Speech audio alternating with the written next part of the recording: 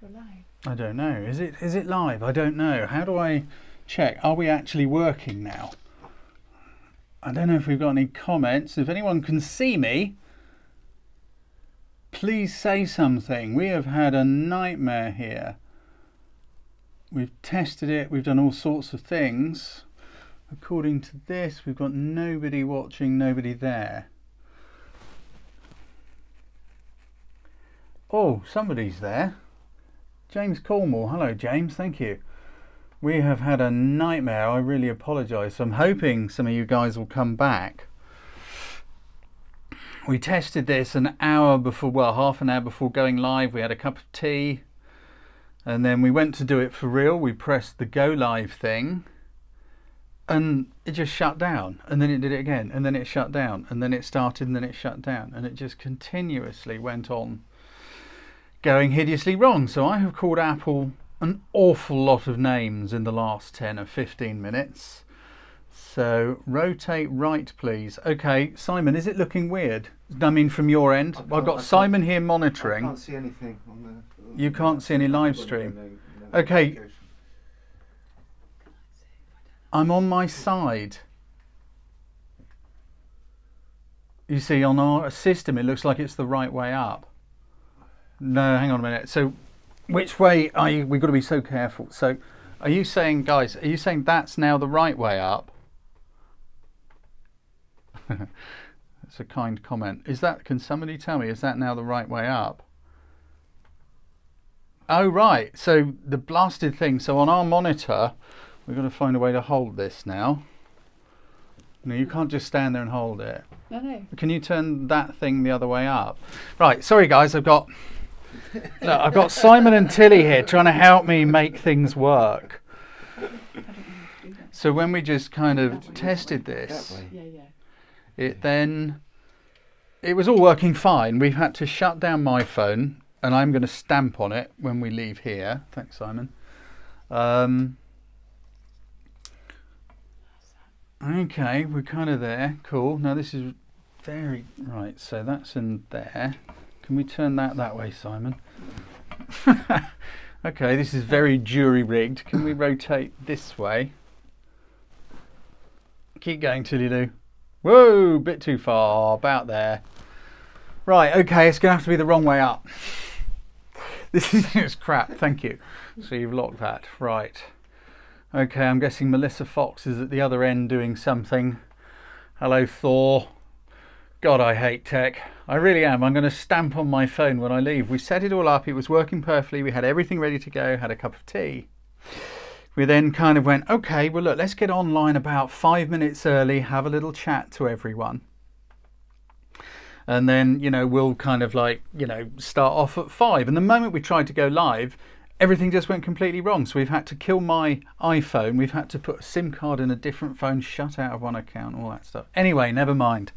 I will stop ranting. I'm letting off steam so I can try and now be present and talk to you guys.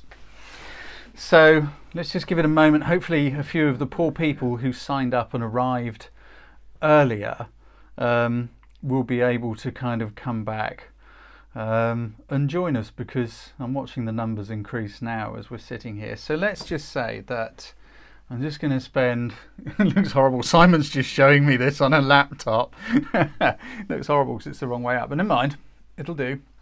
So what are we going to do? Well, I'm just going to set the scene, and then we're going to have a little itinerary. We're going to do a bit of Q&A on the end. So we'll just give a moment, let a few people kind of show up. I'm not going to respond to comments throughout the live stream. Sorry, I've got messages popping up on my laptop. I need to turn those off now because that's just going to drive me nuts. Right, okay, I don't know if you're watching Melissa Fox, but thank you. She just sent me a message on my laptop, but anyway. Right, let's try and get my brain into the right place. So, what am I doing here? First of all, I'm going to just say I'm not going to be doing comments until we get to the end. We're going to do a little Q&A. So there's a few little things I just want to talk to you about for maybe 15 minutes. And then we'll do about 15 minutes and I can answer some questions for you guys. A couple of weeks ago, I kind of made the commitment. I said I'd do a little video and talk about my story, because loads of people have said how did you get from, you know, when I was digger driver to doing what I'm doing now? It's been covered in a few interviews and different things here and there. So that's really cool. But a few people said, just tell us in your own words. So I wanted to do that. And I sent a thing out on my newsletter to everybody and just kind of said, look, I don't want this just to be an ego trip for me. I want this to be of some value to you. So lots of people came and asked questions on my website, followed links from the newsletter. And there's a few questions that popped up that kind of surprised me. And one of them today seems like an appropriate time to have a little live chat with you guys because of something that's happening. So I just want to talk you through that for about, I don't know, 10 minutes, 15 minutes, and then we'll have a little Q&A. So my why I do what I do. I was surprised by this question. Lots of people said, why do you do what you do? You know, why do you post free stuff on YouTube? And you know, why don't I just job as a photographer? Well, I think I love the teaching far more than the shooting, and I'll talk more about that later on when I do the real video about this. I've got some notes here, that's why I'm looking down, because I'm trying to stay on track. You know what I'm like. So yeah, why do I do what I do? Well, obviously it's to earn a living, you know, we've got to pay the bills and all that kind of stuff, and it's a way of doing it. But is earning the money just enough?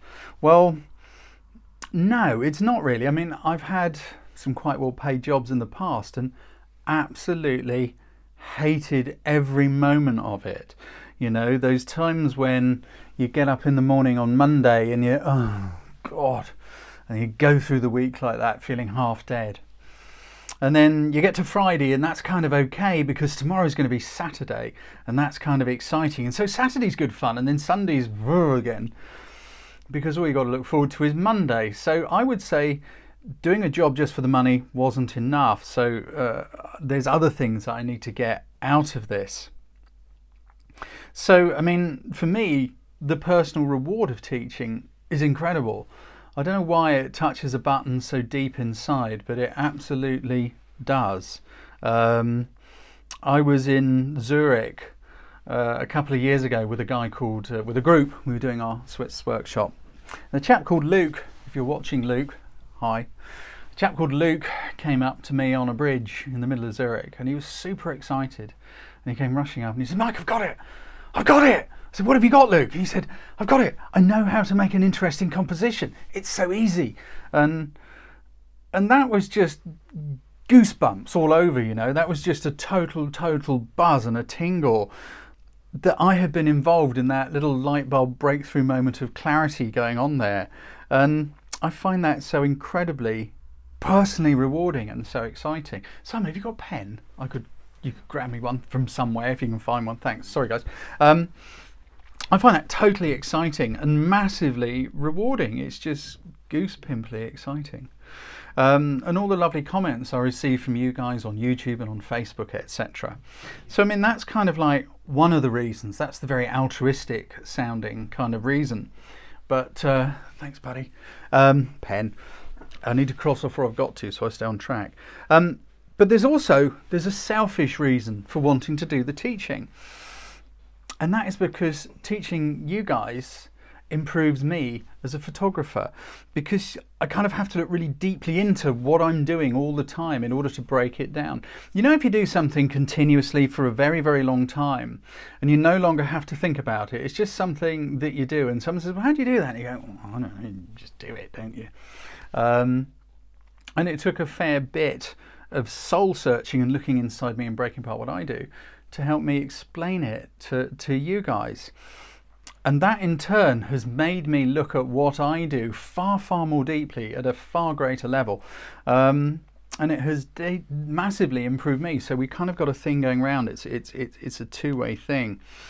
That's my selfish reason. It means I get to be better at it. And it is quite difficult to explain how you do things when you know how to do it instinctively. Imagine asking a fish to explain how to swim. You know, a fish has no idea that it's in water. It goes, well, what are you talking about? It's ridiculous. And you just swim, don't you? You know, and it's a bit like that. So that's my selfish reason. The other question that I received, I wanted to address just here and now, is people saying to me, you know, why do I make paid for courses? Would anyone ever buy a paid for course, you know, when there's so much free stuff available out there in the world? And I totally get that. It's a very, very valid question. Years ago, I was traveling around in Africa in an old car, and on my voyage I decided to spend 3 days in the Kruger National Park in South Africa. Now I had various options going on there. I could have hired a guide, and it was, you know, had a price attached to it. And I thought, oh, I've got my own car, I can get around, I've got a map, I'll go find it myself, I'll go check out the wildlife on my own. But here's the thing, in 3 days of looking around, hoping I'm going to see leopards and elephants and rhinos and all this kind of cool stuff going on, I saw virtually nothing. Yet every evening back at a campsite, I'd be talking to other travellers and they'd be saying, I've seen so much, this is just absolutely awesome, you should have been there. And I'm thinking, why am I missing everything? And it's because I didn't have a guide. The guide has the local knowledge, the guide has been there before, the guide knows the way around. And that is really, I think, what you're paying for with a paid for course. You're paying for a guide. Yes, there's tons of really great, cool stuff out there in the world of YouTube and other places, and it's absolutely marvellous. There's some really great content, as well as some not so good.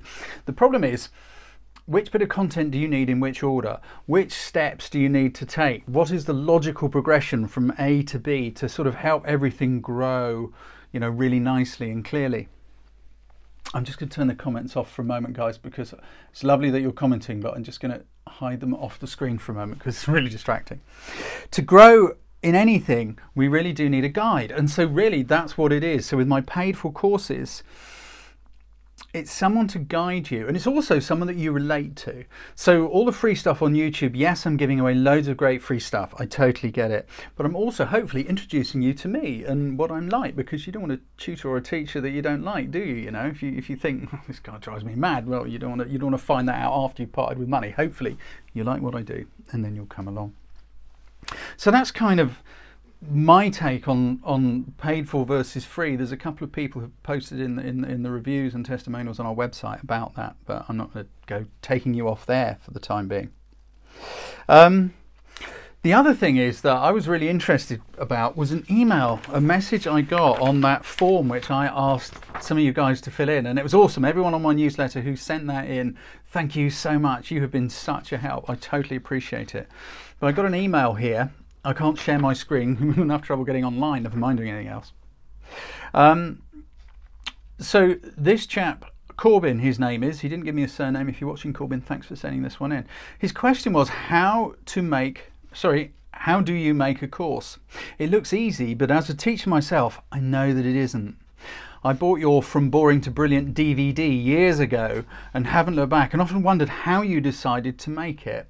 And I thought that's quite an intriguing question. I get asked this quite a bit when I do live workshops with people. And so, you know, well, how do you do it? How do you go about it? Where do you begin? All this sort of stuff. Well, first of all, I just need to say that the old From Boring to Brilliant DVD no longer exists. Please, please, please don't go to my website looking for a DVD. There isn't one.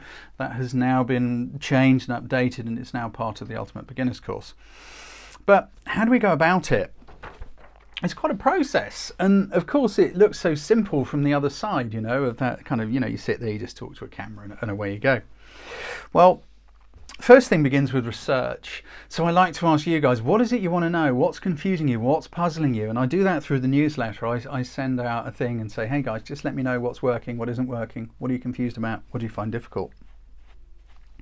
And then once we got that, I make a list of the things that you've talked about. And then the next step is like, which order do they go in? How does this logically progress rather than being a random splattering like someone's thrown all this stuff at the wall? How do we progress through this one step at a time? How do we explain and demonstrate these things in the simplest and most straightforward possible terms? Well, it starts off with all those questions, and then that turns into one of these things. I'll see if I can show you a bit of it. It's a running order. So as you can see, there's pages and pages and pages of this. It's a running order, and each one of these little boxes here is a video tutorial in it, and it's like the content and how we're going to do it. We make one of those and we work through it, we film it, we edit it, build it all into the online thing. And I have to say, it's kind of a bit of a painful process, that part, but the reward comes on the other end when everybody goes, wow, I understand, that's really cool, and I totally love that. So that's kind of how that part works. That's really what I wanted to talk to you about. But now I just sort of, I hope I've answered some of those questions, because they didn't really fit into the My Story thing, but it was very, very appropriate for what we're doing, you know, today, right now, because my 7 Steps to Perfect Pictures, the Lightroom development, the creative Lightroom course, that went out today, and it's really quite exciting. Somebody already bought one even before we started coming out here.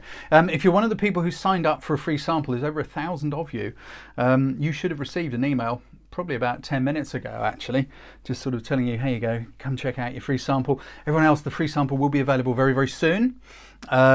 It is there, but you know, we don't want to hit the site with too many people. We've got over 1,000 people who've asked for a free sample. We don't want too many people hitting it all at once. We want to make sure it's all going to be nice and robust and work beautifully for you. But if you want one, just fill in the form on the page. Okay, so that kind of ends my little bit of spiel, but I'm completely up for a bit of Q&A now, so I'm going to turn my comments back on.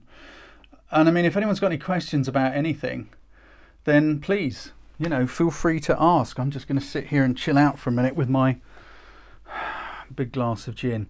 Do you use Affinity or Lightroom? I only use Lightroom. The only program I have ever done my raw files with is Lightroom or Photoshop. I find Lightroom quick and easy. It just seems to work, so I've always used Lightroom. I don't know whether today's problem with getting live on air was me or whether it was something else, but we certainly had some problems. I'm not the most techie of people. I like something that's fairly straightforward. Have I always enjoyed photography? Stig, that's a very good question. Have I always enjoyed photography? Yeah. I don't know why. Guys, bring the questions in a bit more slowly. Simon, if you see anything you think's interesting, see if you can grab it and copy and paste it, or note it. I don't know how you do that. Plans to do a workshop in the US? Hang on a minute. So have I always enjoyed photography? Stig, good question. Yeah, it's a very strange thing. I don't know why, but when I was 6 years old, I asked my parents for a camera for Christmas. I have no idea why this happened. It just came from somewhere. I asked for a camera for Christmas. And they bought me this, you know, like box thing, roll film, and I played with it like crazy. I took loads of pictures. I don't think I've got any that survived from that time. And then, as the way of kids are, I kind of forgot about it and left it for quite a long time, until my brother bought a camera, or rather he was bought a camera, and he just sort of, he got into it, and then he told me to go and buy a camera, and I got into it, and so it went from there. Do I enjoy taking photos? Yeah, I've always loved it. It's the buzz of looking at the photo when you've done it and just going, wow, I did that. That is for me what it is. It's not a specific genre of photography. It's the buzz of knowing that I created something or I captured something. So what do we got? How long did it take you to feel confident enough to charge for your work? That is a really cool question. I'm sorry it disappeared. I didn't catch your name before it disappeared off the screen. Yeah, that was a tough one for me, because that's a confidence thing. That's a real confidence thing. I came back to England. I was in a life crisis thing, and I was in South Africa. A life-changing conversation led me to come back here to turn my hobby, which is photography, into a living, and that's a whole other thing.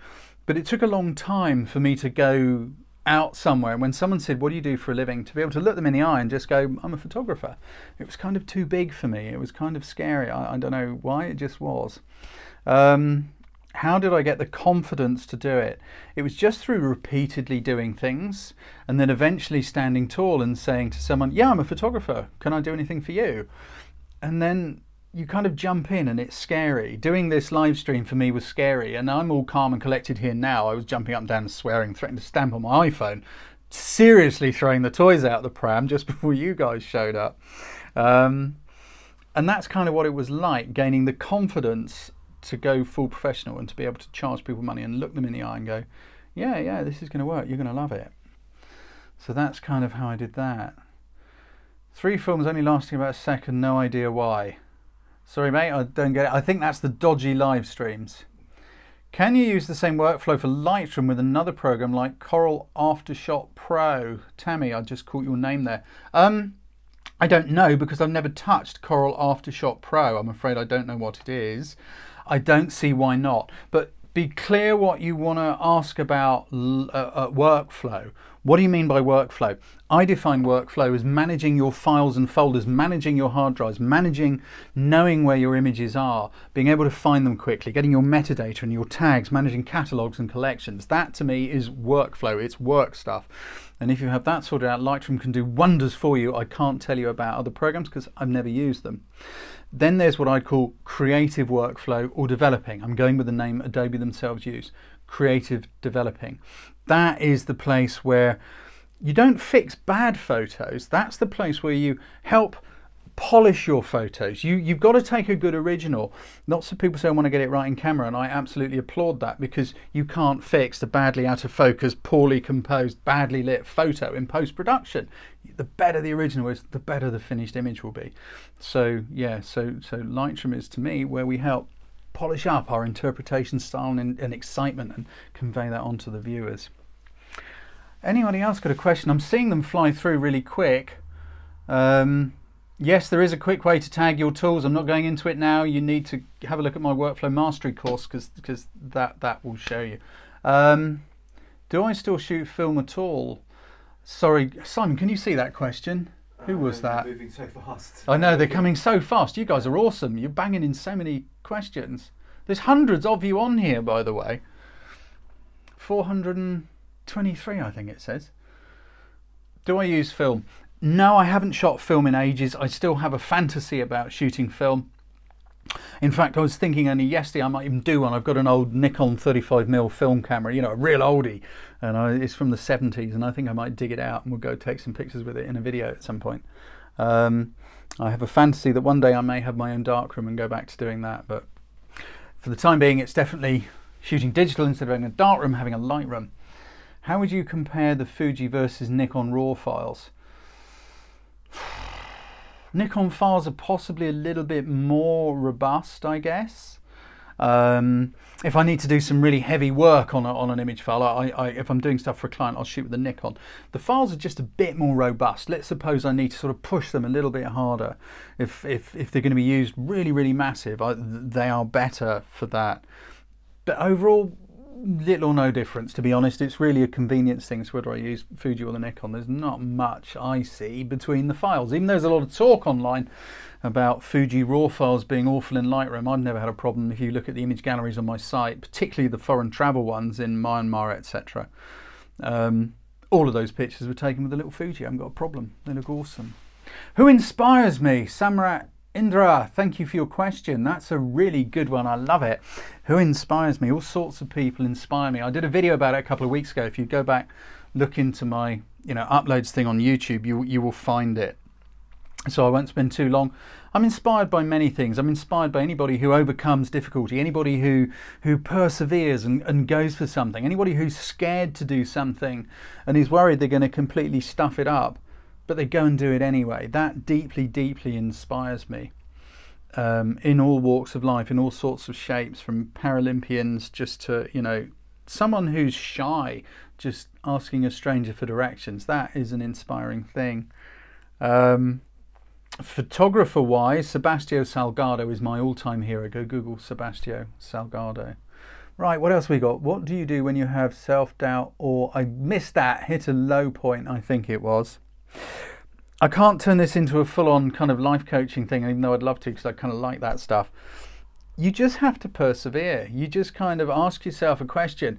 Is this real, or is it fear? Fear isn't real. Fear's in there. There isn't any fear out here in the world, because most of that's gone these days. Fear is in here. You just go, yeah, I feel frightened, but a feeling isn't a reality. So you just kind of just go do it. If you're feeling shy about photographing in a public place or something, just give it a go. And when you do it and it's all okay, you'd suddenly get excited. Would I change to a mirrorless camera, Philip?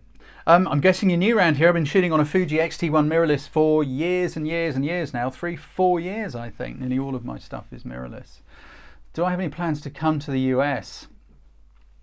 Very much so. I've got a load of work I have to do with my online training courses, with my downloads and things like that. There's a lot of really quite dull stuff for me going on right now, but I've got to push through that, and then I want to start getting out into the world more. Definitely want to come to the USA. I've had a lovely invitation from a family who live in New York. Ian, if you're watching this, you know who I'm talking about. It's your family.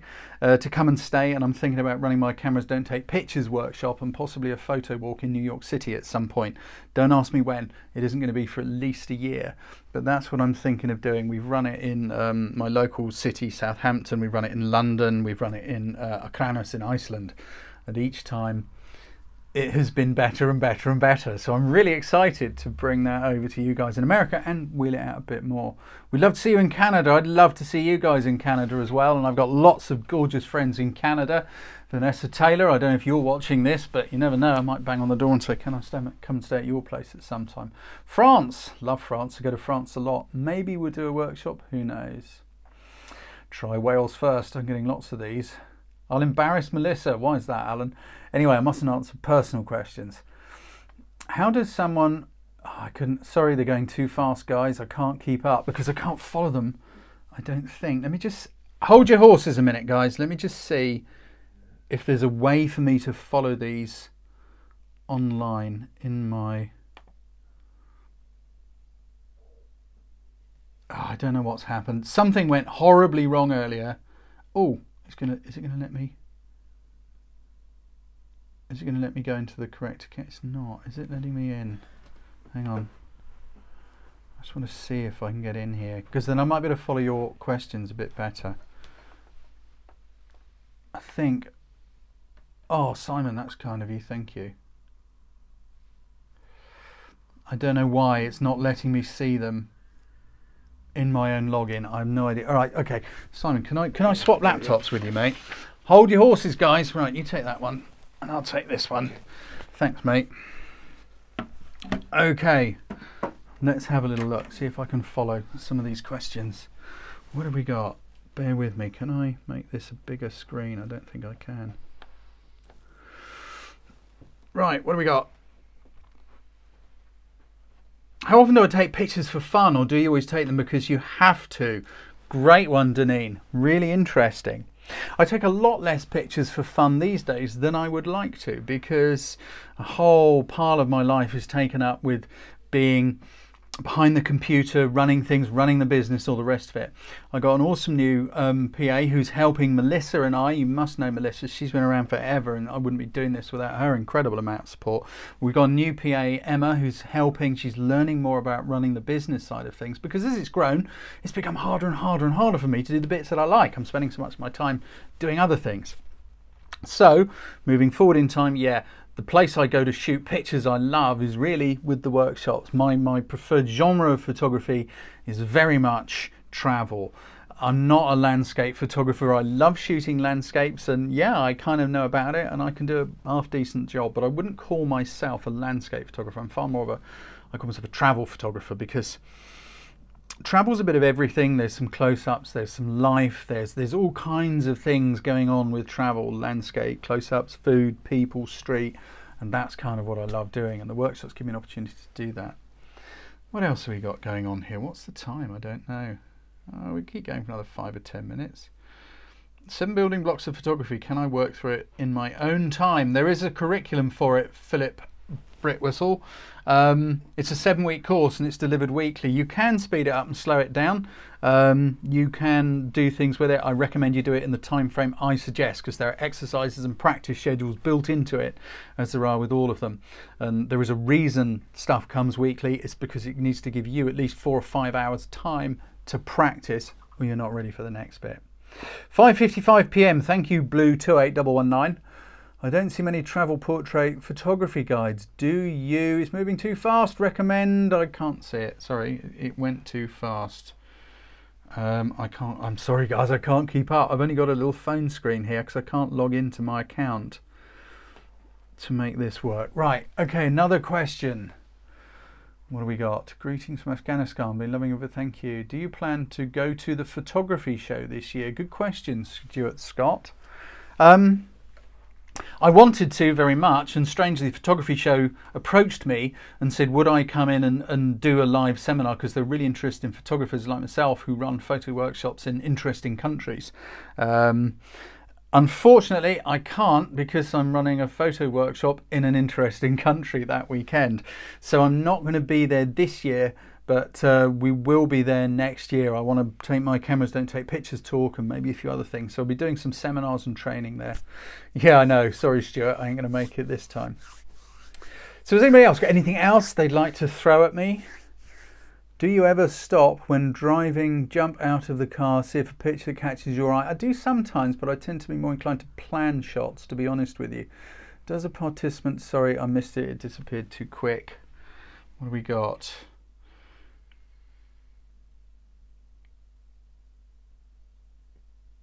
Ah, it's so hard keeping up. Have you bought...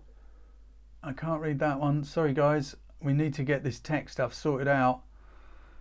Do you get feedback from your associates when doing one of your courses? I'm not quite sure I understand the question. You mean, do I get feedback from the people on the course? Yeah, definitely, all the time. Is this, you know, make sure everything's working well. Check them out on the website. There's loads of testimonials. There's loads of what people say. Hope you continue to do live videos like Cambodia series. It was excellent. I didn't catch your name, but thank you for that comment. I loved doing it. That was just one of my most favourite things. This is only the first time I've live streamed apart from in Cambodia, and I'm kind of still learning my way with this genre. I'm thinking of doing more live streams to see if I can do some live stream tutorials, because they save me time when it comes to creating videos for YouTube. So would any of you guys be interested in that? If I was to produce a couple of live stream tutorials, I don't know how I'll do it yet. I'll have to find a way to rig a camera on a thing out to the side so I can talk to it and see if we can do it live. If anyone's interested, then you know, please just say. Oh, I'm seeing lots of yeses come in. That's really cool. Thank you, guys. Someone just asked me what focal length to shoot birds with. I don't know whether that was a serious comment or not, but it's the one that works. Whoever asked that question. I know you're missing the... Oh, sorry, I missed something. Okay, I'm getting millions of yeses. Is anybody else? Do I like drones? That's a good question. Guys, if you want to ask a question, keep them really short, 3 or 4 words max, because I can't read them. They're going so fast. Do I like drones? So long as it doesn't buzz me in public, I don't care. Yeah, I do. I think it's an awesome way to get a different view and a different look of a place or a scene or whatever it may be. But you've got to use it responsibly. You know, don't just get a drone and buzz down the high street, because it's people doing idiot stuff like that that causes problems. My friend Mr. Simon Taplin, who's just stood there looking at me, he is, what are you, Simon? You're qualified drone pilot. You've got all the civil aviation authorities, all the global clearances. Simon is an airplane pilot as well. And a huge amount of his work is drone work for some very, very big clients. Yeah, I kind of like them. Take a speed reading course. Yeah, I'm dyslexic, Brendan. I would love to. No matter how fast my eyes goes, it's the brain not making the connection. What else? My most memorable photo. Deneen, you've asked 2 questions. It's odd that I seem to have gravitated to you again. I haven't got, I don't think, a most memorable, really. I say if by way of that you mean favourite, the favourite changes almost daily. It's very rare that I have the same picture as my favourite for very long.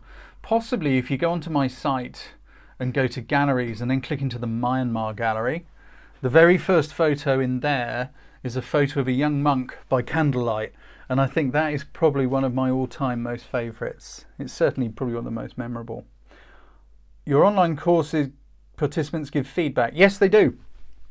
Yeah, if you wanted to see any of it, please go to my website, and at the bottom there's a big orange square that says reviews. If you pop down there, click that, and you can see what they have to say. I don't edit them, it's just what they send.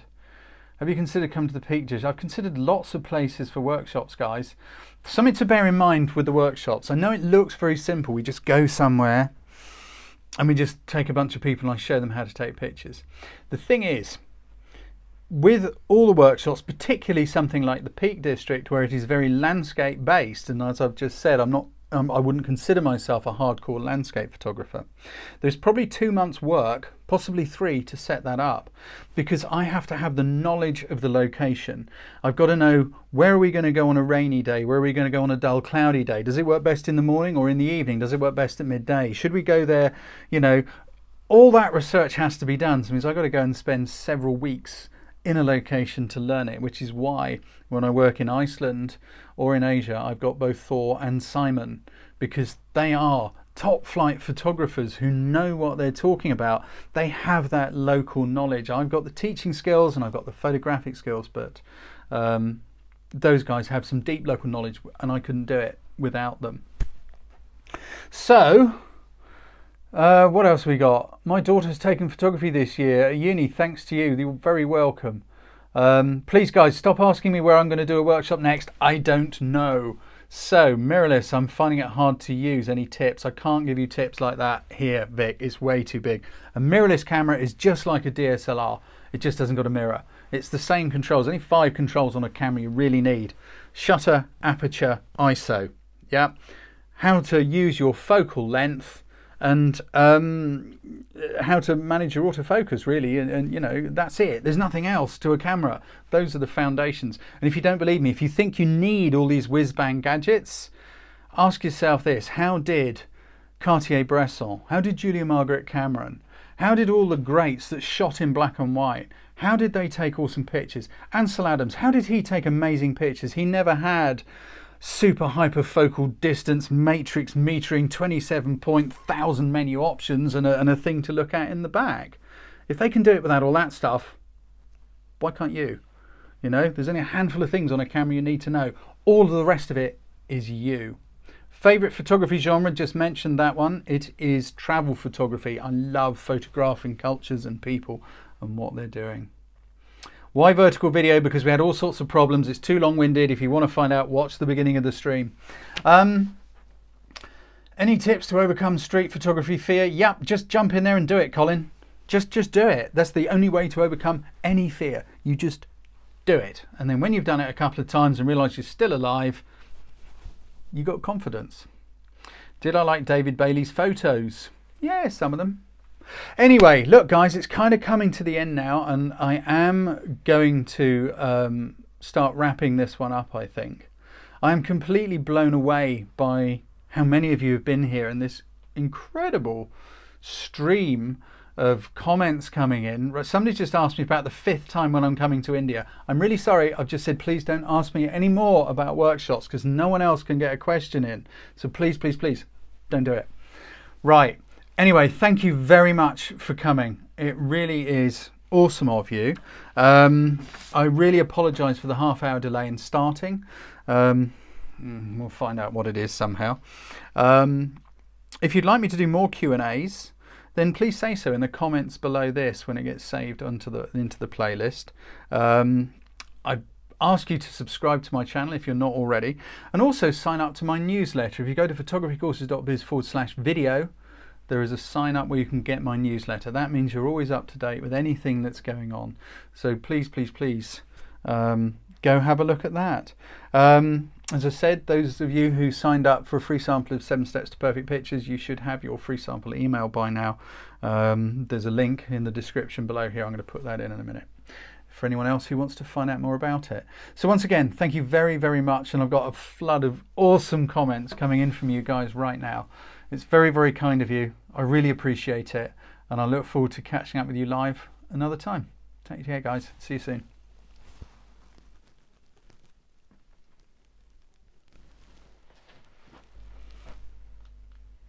Oh, now there's something on the screen. Hang on, N.